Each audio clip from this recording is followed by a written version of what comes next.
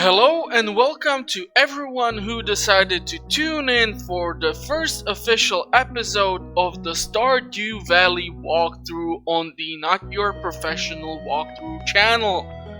Today we will start our adventure on the second official game I have decided to do on my channel. Now, due to the fact that Stardew Valley is a game with no specific end, I'm thinking I will at least try to cover all 4 seasons within the walkthrough, and based on the feedback I will then proceed further. So let us start by generating some basic character, putting in some horrible name, and we will see how it goes. Here I will make a first terrible mistake by duplicating the farm name. I will choose a dog because if we're gonna get into a really bad point of the game, I would rather eat a dog than a cat. I mean, I am a dog person. Therefore, I usually go with the dog in this game. I'm gonna choose some pretty weird haircut, black shirt, and give myself a scruffy looking beard.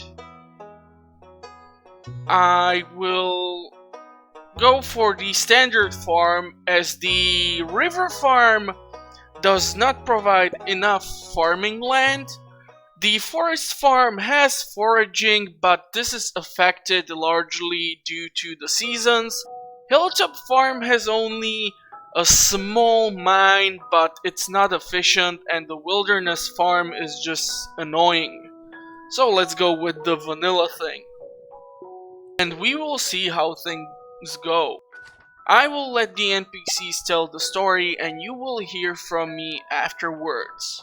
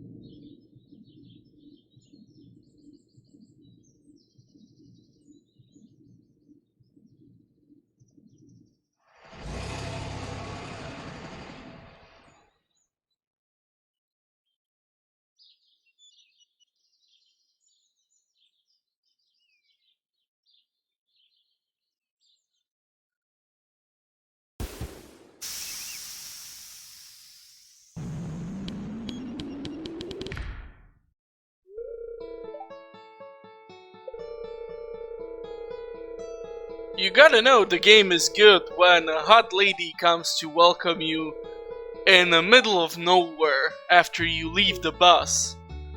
Usually, when you leave the bus, there are all sorts of monsters and creatures around. But I feel like we're being tricked because she just led us to quite the dump. Even the character of the game is shocked of how terrible the state of the residency is. Therefore, we will have a lot of work to do.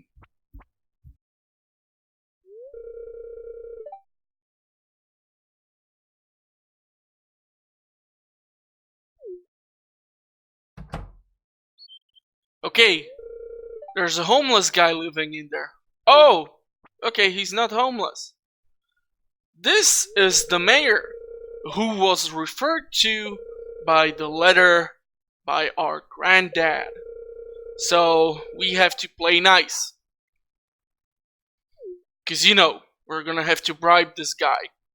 I'm gonna want to expand the fields, destroy the nature, and do the gameplay for the profit. Which is actually what I'm considering doing. Later in the game, we will unlock a specific building called the Recreation Center. Now there are two options of how to finish up the Recreational Center.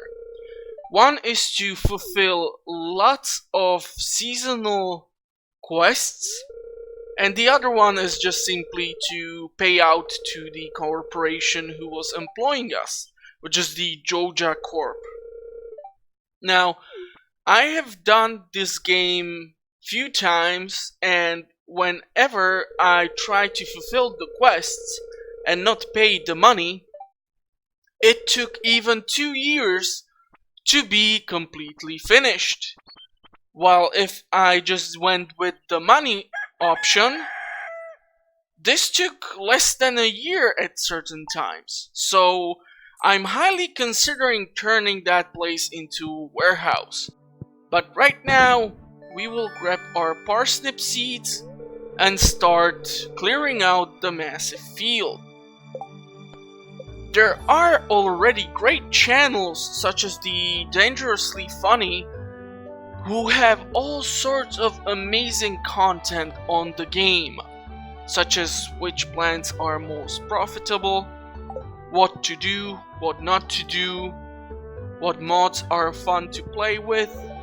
But I will keep the game in the basic setting, and I will try to utilize my knowledge from my previous playthroughs in order to make this game a lot of fun. Now, what is important to know is the game works on few principles.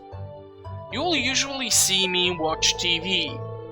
Now, I never do this in real life, meaning I don't even own an actual TV in my apartment because I'm too busy with editing of the videos. However, the factors are weather and the luck.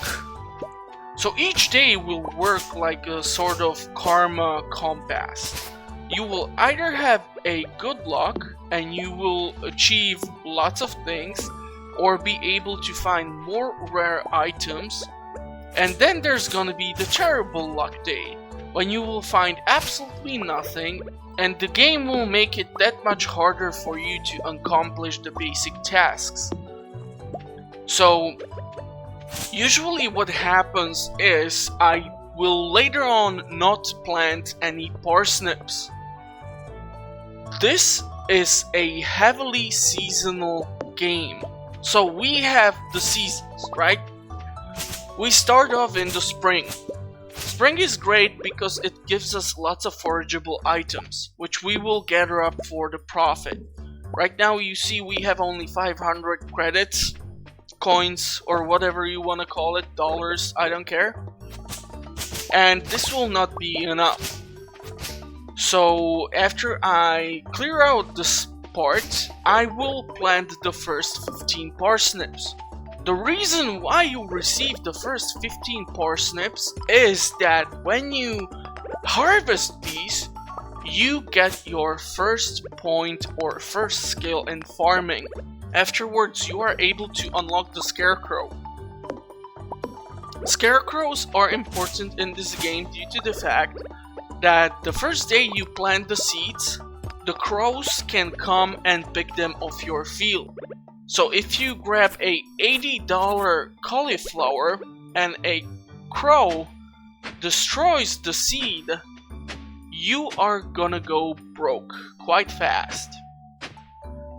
Now, the first layout I will use for the farms is not even a layout. I will just try to clear out as much space as possible so that we can get on with the game. On the right lower part, or the right lower corner, you can see the energy bar. Compared to the Graveyard Keeper series, we do not have access to the kitchen right from the start, so there's no crafting or cooking. We will most likely rely on gathering forageable items in order to obtain more energy, or we will just not be able to do anything at all. The first episode will mostly evolve around meeting people and getting to know the map.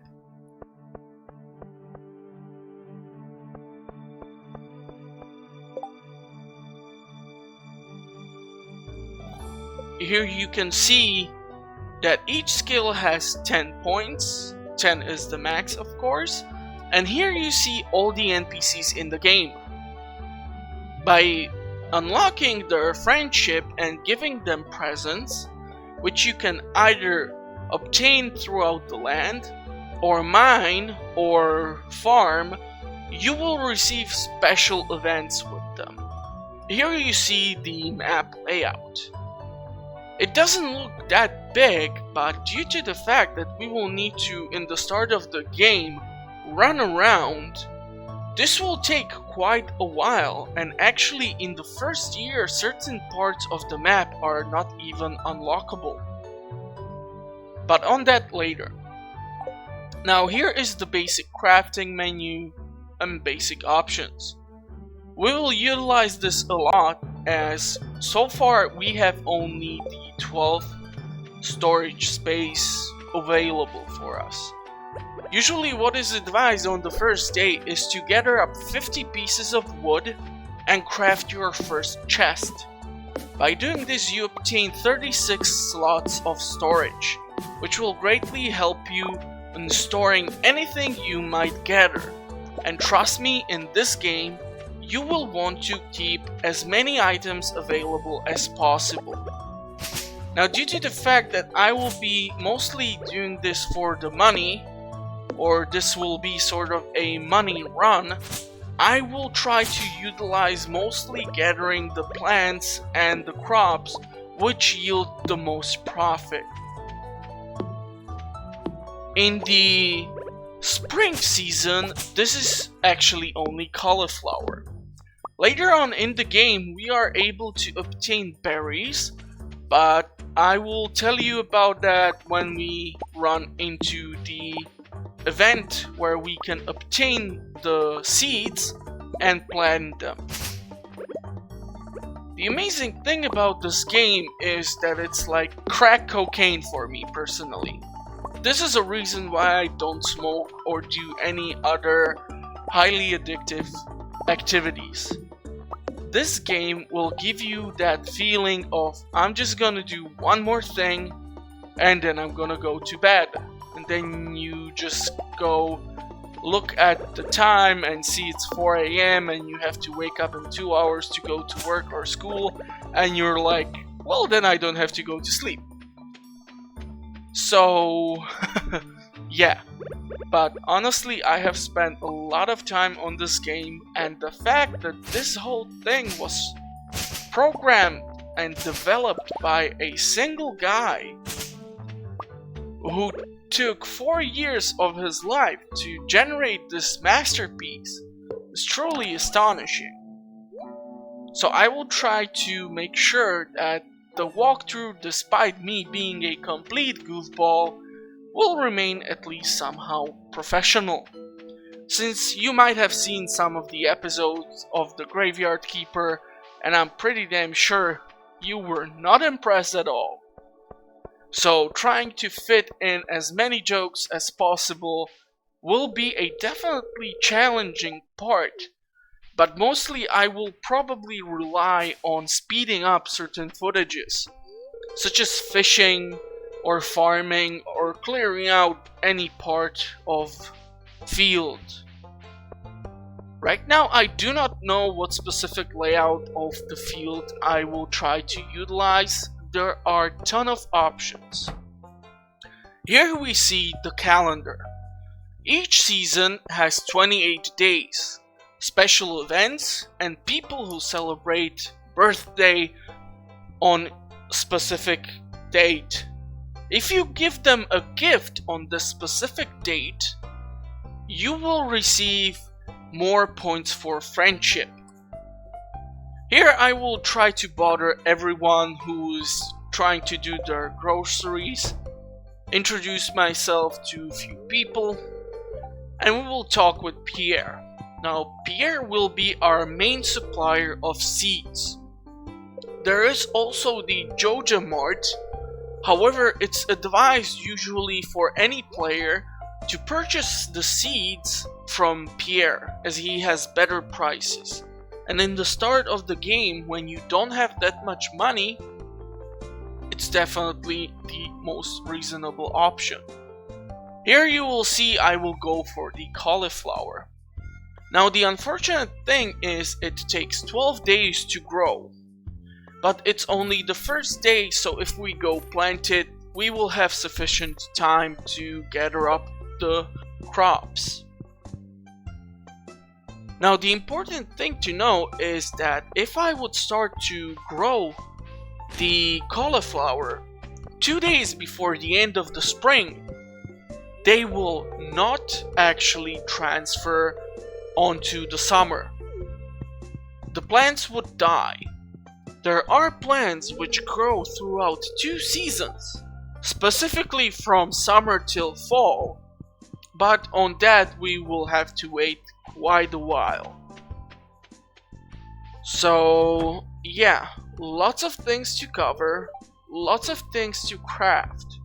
The first few days are bound by certain events that will not allow us to interact or enter all the parts of the map.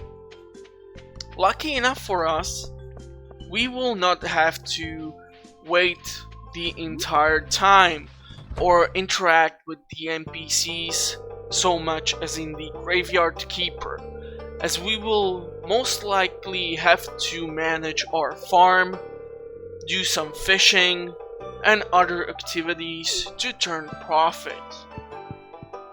Now it would be good if someone would try to put, like, let's say a goal in the comment section towards which I should try to get.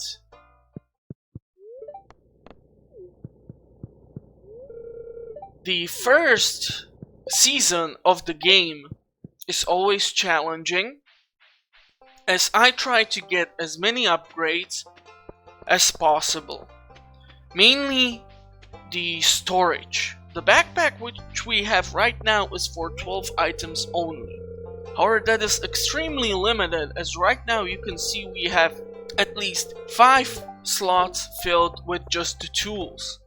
Now later on in the game I will start putting away the tools if we are gonna go mining or fishing, so that I can have more storage for, let's say, fish which I will catch or minerals which I will mine.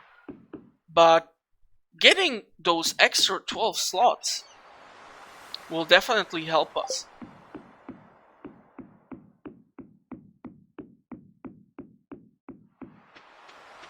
I'm gonna try to see as many people throughout the first day.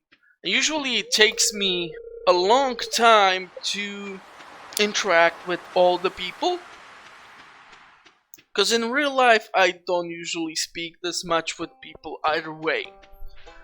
And certain people or NPCs in the game do not appear even in the first year. A big spoiler.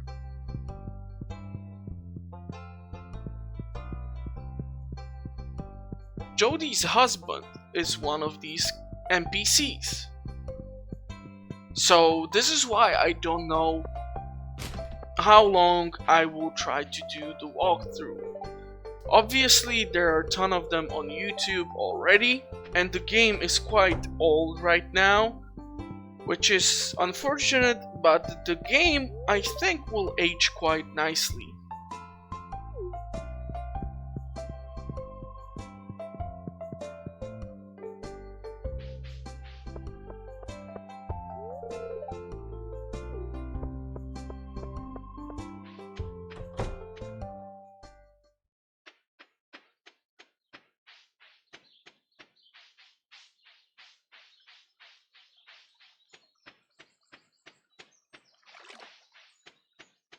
Wow!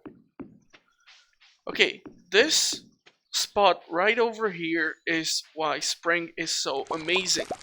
Damn, that's a lot of spring onion. So either we sell the spring onion or we keep it for the energy. As you can see, each of the spring onion can give us 13 points of energy, which is just amazing.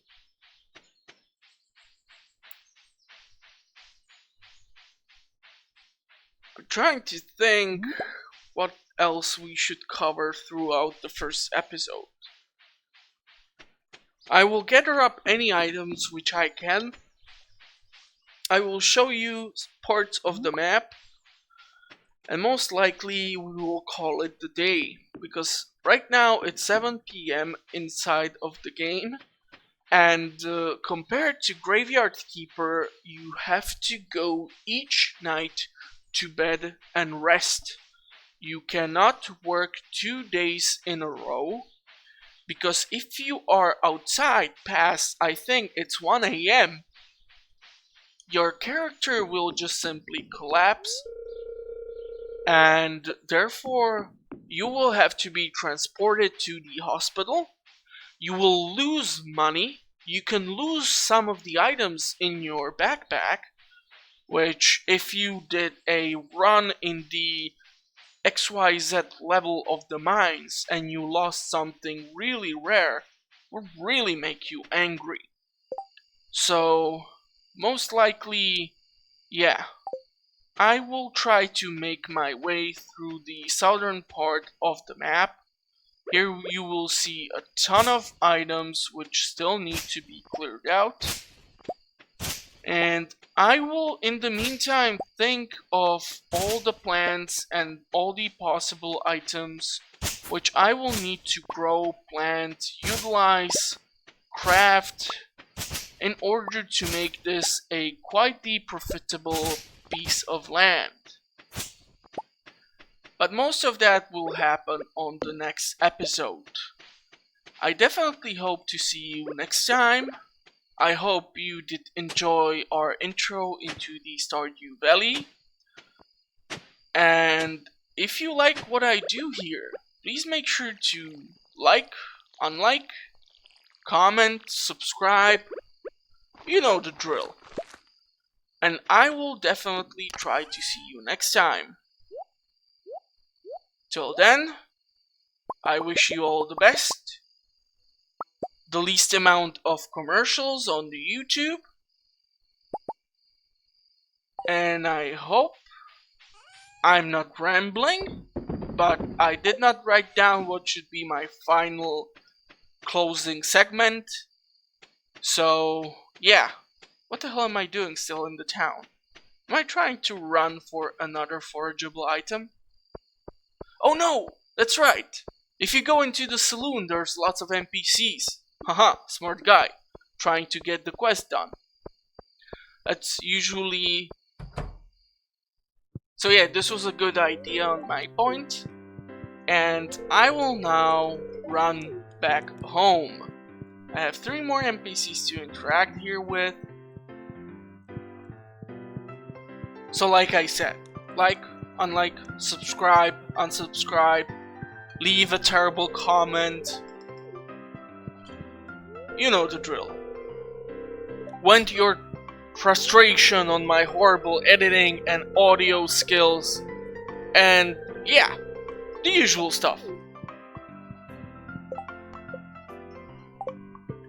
One more thing, at the end of the day, whenever you dump anything which you have gathered, you will get the overall calculations of your profits. I just realized how terrible this sounds. I don't mean dump such as throw away. There is the storage bin which Mayor talked about, and where whenever you store items within the trunk, you will get paid for it. That's my final tip for the first episode. I will usually try to include this in the episode so that we know how much money did we make.